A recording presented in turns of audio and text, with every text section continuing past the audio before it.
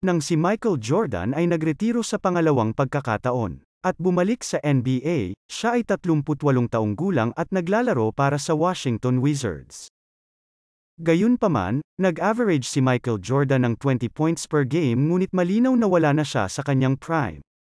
Kahit wala na sa prime si Michael Jordan, pero nandoon pa rin yung tindi ng pagiging competitive niya. Nalaman iyon ni Jamal Crawford sa mahirap na paraan sa panahon ng kanyang rookie season sa liga.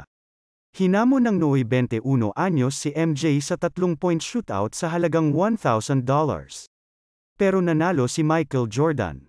Kaya naghamon ulit si Jamal Crawford sa halagang $5,000 at this time nanalo siya kay Michael Jordan.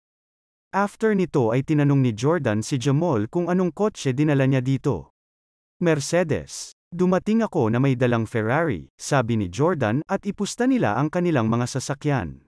This time nanalo si MJ. Nag 5 for 5 siya sa 3-point arc, tinanggal ang personalized plate ni Crawford at umalis si Jordan kasama ang Mercedes.